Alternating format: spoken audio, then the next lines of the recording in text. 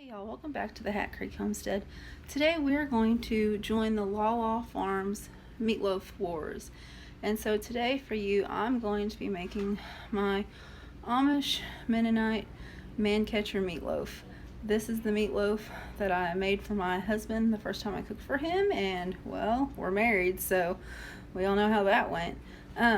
So I'm gonna flip the camera around and show you all the ingredients. So, in addition to the meatloaf today, we're also going to be making brown sugar glazed carrots, homemade mashed potatoes, and cheesy corn. And this is typically our Monday night meal that I make almost every Monday, except in the summers when it's real hot and I don't want to run the oven. So we have meatloaf, we have some 80-20 ground beef, I have my crackers, my eggs, and here's the potatoes and milk and the homemade butter we made in a previous video for the mashed potatoes. And then we have, this is the corn we're going to use for the cheesy corn, and this is the carrots for the brown sugar glazed carrots. And I'm not using brown sugar today, I'm going to use this, but brown sugar interchange the same. This is the cheese for the macaroni and cheese that goes inside the meatloaf. Then we have, this is the bacon that goes on the bottom and the top of the meatloaf, and then this onion goes in the meatloaf as well. And so I'm going to peel these potatoes and get them in my Instant Pot to be cooking, and then I'll bring you back when I start putting the meatloaf together.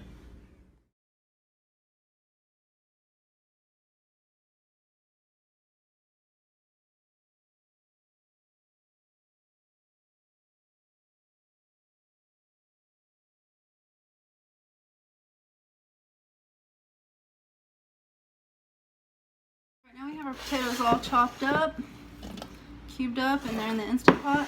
I'm going to pour some water in there, probably about 4 cups. You want just enough to cover them up.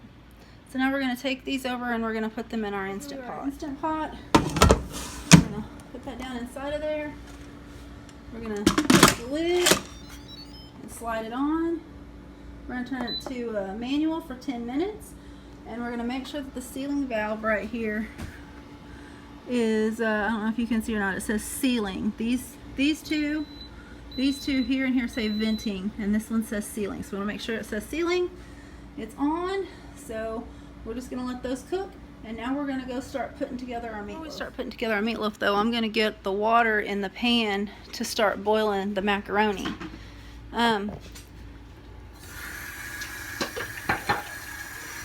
We're going to boil these macaroni noodles just the way that the package instructs us to. I don't have any homemade noodles right now. I haven't made any yet since we've moved. And we've eaten up all that I had made before. With school starting back and everything that's been going on all crazy, I've just been cheating and using store-bought noodles. So these are the noodles I'm going to use, the macaroni elbows. I got these at Walmart. I think it was like maybe $2 for this bag or something. I don't know. I don't really keep track. So we're just going to dump the noodles in the water, and then we're just going to let those boil. The potatoes is with the noodles, you just want to barely put enough water in there to cover the noodles, and we're going to turn this on high, and then we're just going to let them cook. So now we're going to chop up the onions for our meatloaf. While the potatoes and the macaroni is cooking, we're going to mix up our meat mixture, and then we will do the bottom layer of bacon and put the bottom part of the meat mixture in the pan. So I don't like to peel onions, so I normally just cut them in half and then just peel the first layer off. That's kind of a lazy way of doing it. Yes, it wastes some of the onion. I have this chopper I got at Walmart. I think it's like 20 bucks. And so I just cut my onions up into 4 pieces like this, typically.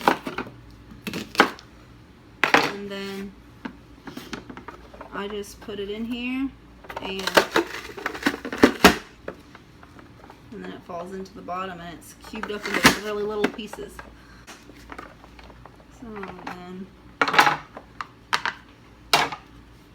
there are onions all cubed up. And I'm going to just put them in this bowl where I'm going to put the meat mixture. I'll put those onions in there. And then the next part of my recipe for my meatloaf is I use just plain old saltine crackers.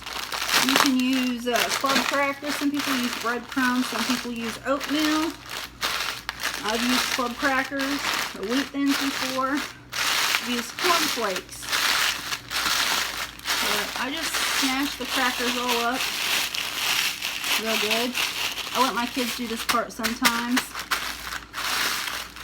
They're all going to Scouts tonight, so that's why you don't hear them, as Dad took them to Scouts. So then you just have your crackers all mashed up. I don't know if you can see. I'm going to dump those in there on top of those onions. And then I'll just get my meat out of the bag.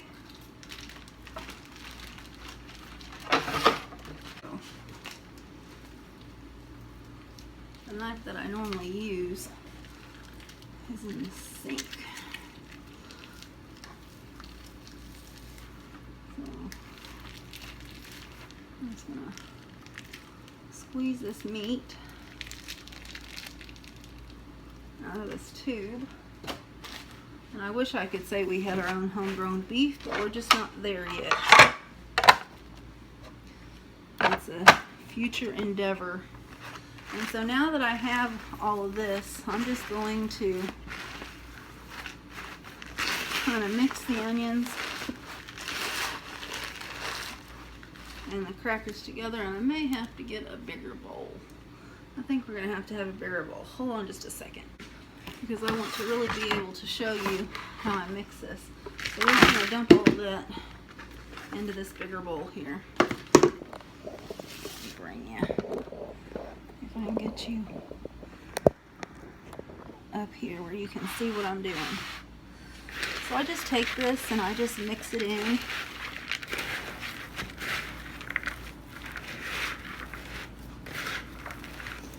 And then when I get it partially mixed in, like this is when I add my eggs. And I normally add 3 eggs.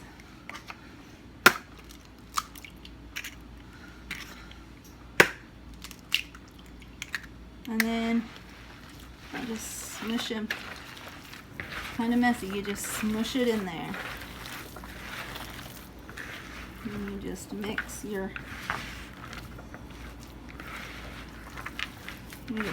it all together.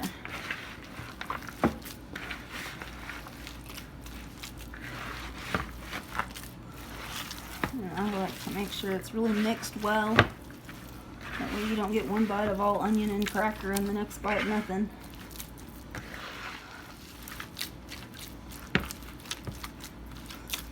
So there's our meatloaf all mixed up. You can see the crackers, you can see the onions. I'm going to go wash my hands, and we'll be back to start putting the bacon down in the pan. Alright, so we got our hands washed with the raw egg. Yeah, it's going to touch the bacon, but if I don't use all this bacon, I don't want raw egg residue on my bacon. So this is just some store-bought bacon. Like I said, we're not at the point to where, other than chickens and ducks, we don't have our own animals yet. So what I'm going to do is I'm going to start with this bacon is I'm just going to start laying it out. And so I typically lay it out this way.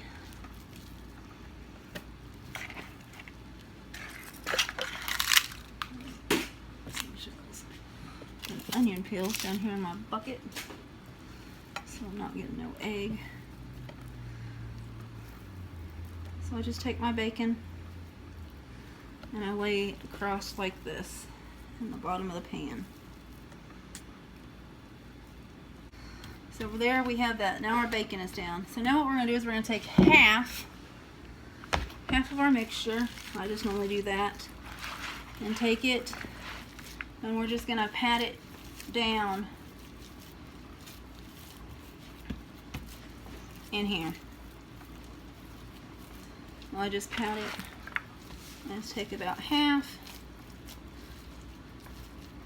I pat it around, take a little from here, take a little from there, and just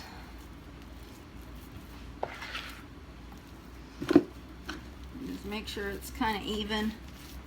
And now we have to wait for our macaroni and cheese to get done. I fully cooked the macaroni and cheese, and I go ahead and mix the cheese sauce in, and we're going to put our macaroni and cheese down here, and then we'll put the rest of the meat on top and another layer of bacon before it goes in the oven. So here's our homemade macaroni and cheese.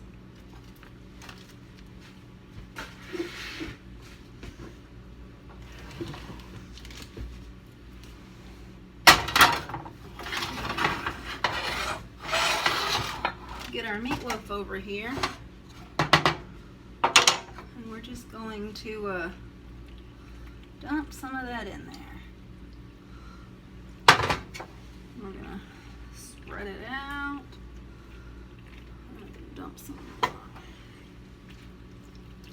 You don't want too much macaroni and cheese. But now you have macaroni and cheese, and then now we can put the rest of our meat down.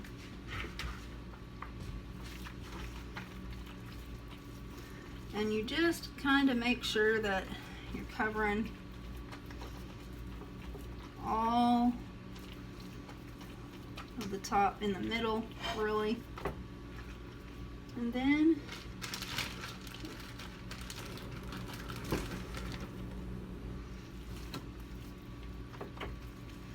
just really make sure it's covered. The top layer of meat can be real thin. It doesn't have to be real thick.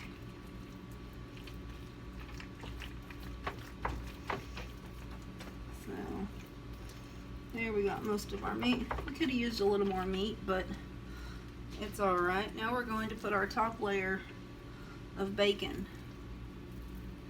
on here. We're just gonna cover this sucker with bacon.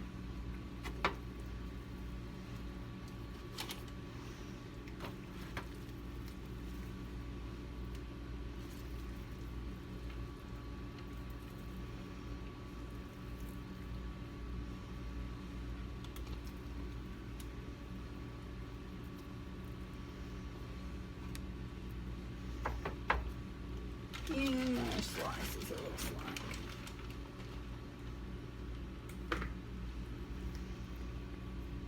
I really like the top to just be smothered in bacon because you can never have too much bacon. You can never have too much gravy.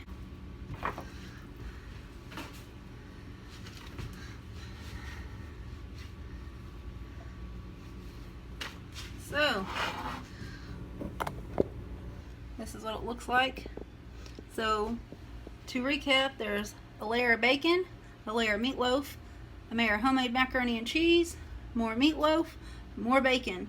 We're going to put this in the oven and we're going to let it bake. I normally cook mine at 450 degrees, and it normally takes about an hour for it to cook. It takes about an hour because it's so thick. I normally put mine on the bottom rack, and I'll set my timer. So oven lit. So now we're going to set our timer, and I'm going to set this for 60 minutes, and we'll check it in an hour, and we'll see how it does. And so now we're going to start to make the brown sugar glazed carrots and the cheesy corn. When I came in to take the lid off the Instant Pot, I heard some sizzling in the oven. It looks like that bacon grease is coming up and dripping down, so we put a pan in the bottom of the oven there. And there's a look at our meatloaf that's cooking. We don't want to burn the house down. The Instant Pot, it's finished releasing the pressure. So let's set this lid over here. And there's our potatoes. We are going to get our knife here and see if they're nice and soft, and they are. So we're going to drain these, and then we're going to smash them.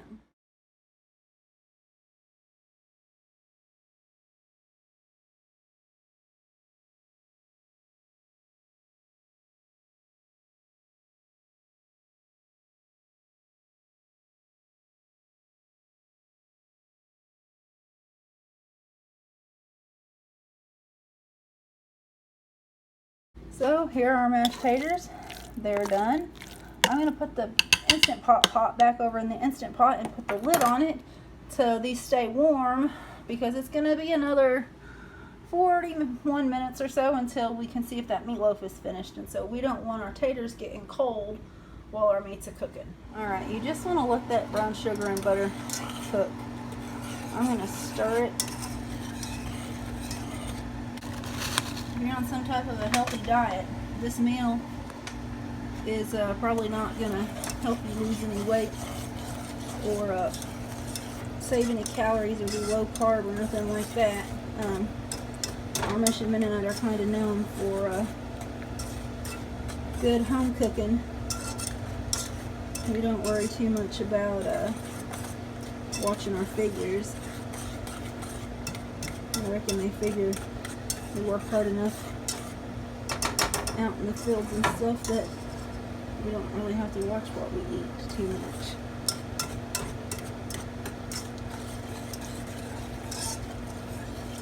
So we got our carrots here, and I'm just going to drain these off into this bowl that we mixed the meatloaf into.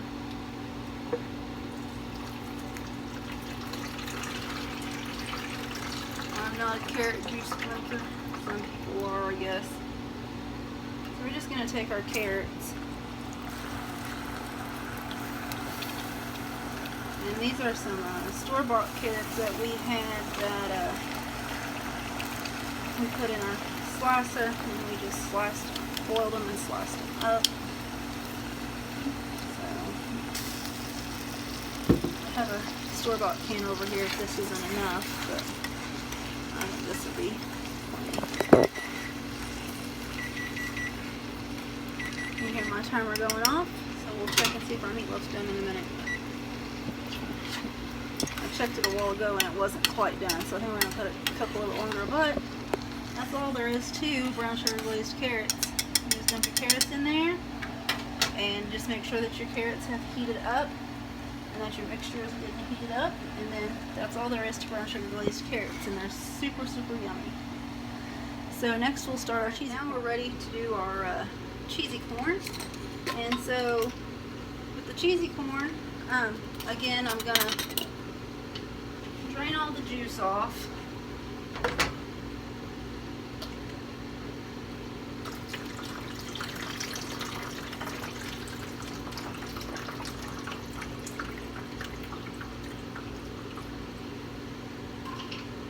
And I'm just going to dump my corn in the pan. And we're just going to dump some cream cheese in there. And we're just going to stir that around. We're just going to stir that cream cheese until it melts. And you want to put about 8 ounces of cream cheese for 1 can of corn. And this is, I don't know, I would guess probably maybe 2 cans of store-bought corn, if that's what you were using with store-bought corn. So you just mix in your cream cheese there. Put you back down, my skillet won't stay still. You're just gonna stir that around real good. And then I'm gonna take and we're going to put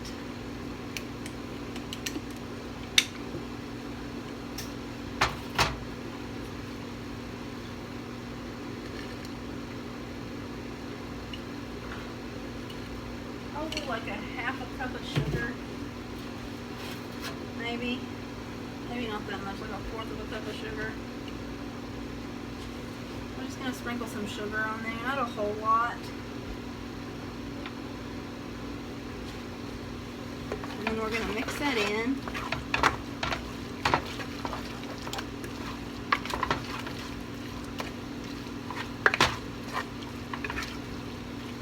And then I'm going to use this Velveeta sauce. You don't have to. You can use just like 3 or 4 slices of cheese. I've done that before when I didn't have any of this. Or if you have homemade cheese. And you just, I'm not even going to use all of it. Just a little bit. You don't need all of it. And then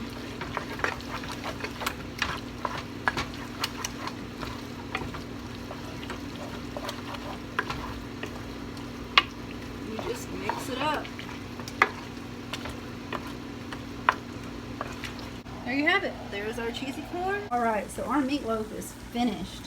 You can see it, that 80-20, it shrinks up quite a bit. So we lost a little bit over here on the side, but, and there's, you have to drain that grease off. That's just bacon grease. When you cook with bacon, that's what happens. If you're not familiar with cooking with bacon, that bacon grease is the best thing to make your roux for your gravy with.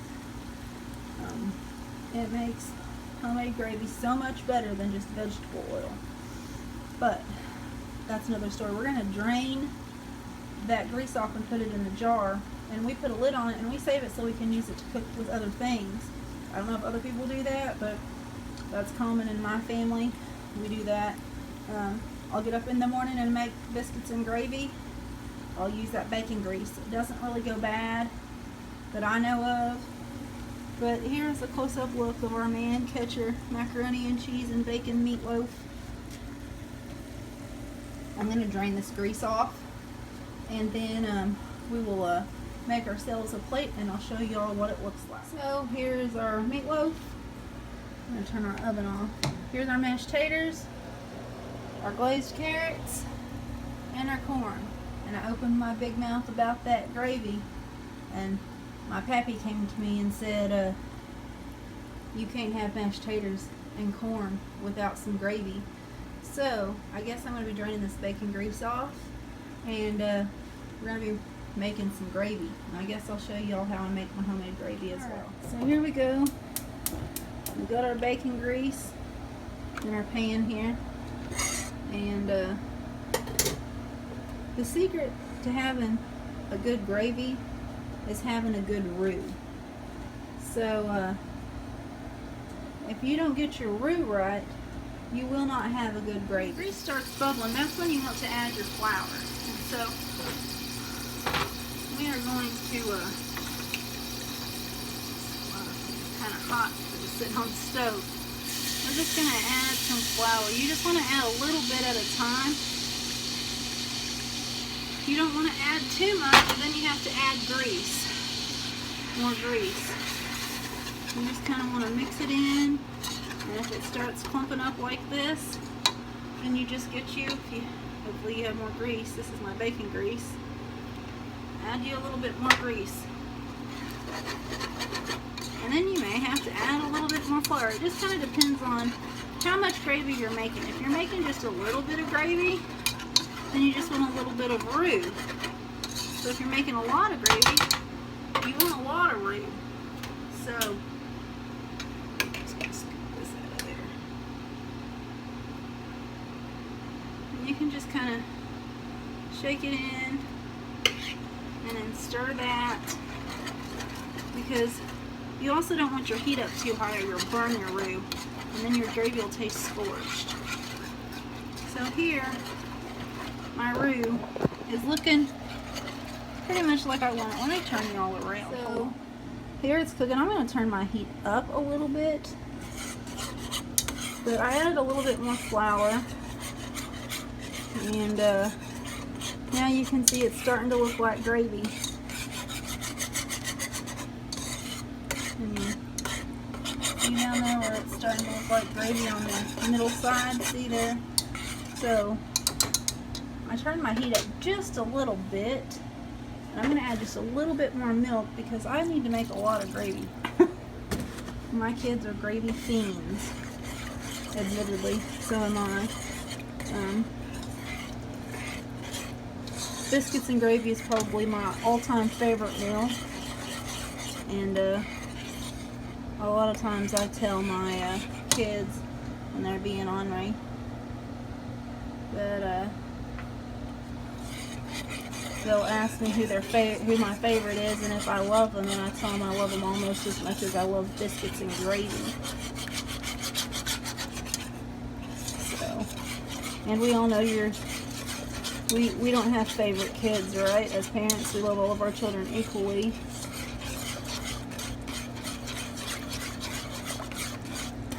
But it doesn't take no time at all to make this gravy, and so here you go.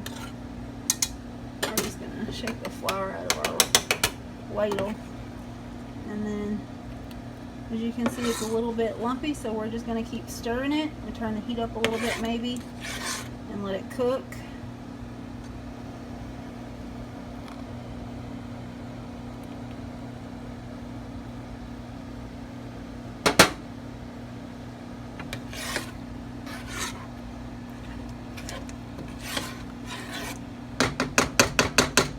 Starts getting all,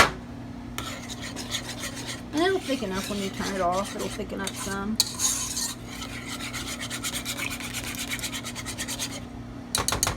It looks like we got most of the lumps out.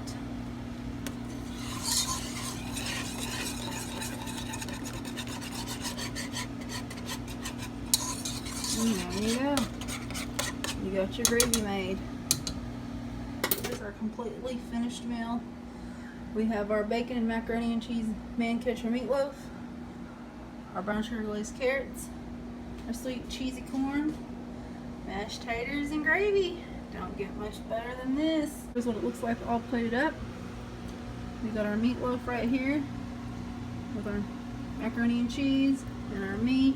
Big old hunks of meat there, bacon, mashed taters and gravy, sweet cheesy corn, brown sugar glazed carrots. No. I just kind of want to tell you the story behind why this is called the man-catcher meatloaf. When I met my husband, when we were dating, this is the first meal that I ever cooked for him. He was living with his mom, and I called her up and I asked her if it would be okay if I cooked him supper, and she said sure, that would be fine. So she left me the key to her house, and I snuck in and I made this meatloaf and some mashed potatoes and this cheesy corn, and I made him a cherry pie because I knew that I'd found out from his mom that was his favorite. And so he came home from work. He was completely unsuspecting. He had no idea I was even coming over. And so when he got there, he had this meatloaf and taters and corn and pie. And so just as he was sitting down to eat, his best friend showed up, and they had plans to go coon hunting. And so his buddy was like, hey, do you just want to stay and eat? And he was like, oh no, I'm going hunting. So he ate real quick and he went coon hunting. And so whenever anyone asked him what made him want to marry me, he always jokingly tells them my meatloaf. And so it's always jokingly been referred to from then on as the man-catcher meatloaf. And apparently it works. I don't know what it is about this particular meatloaf that makes men fall in love with you, but I've had two friends who were single who've made this meatloaf for the man that they were dating, and they're both married to those men now. So maybe there's something to this. I don't know. Maybe if you're single and you need a good way to hook a man, maybe this recipe's for you. I don't know. I just know that it's worked 3 solid times, and it was my dad's favorite meal that my mom made. So that's the story behind the man-catcher meatloaf. Thank you for joining us today as we joined the LaLa Farms Meatloaf Wars. If you'll scan this little QR code here, it'll take you to our Facebook page or our Instagram. If you haven't, please like and subscribe and share our videos.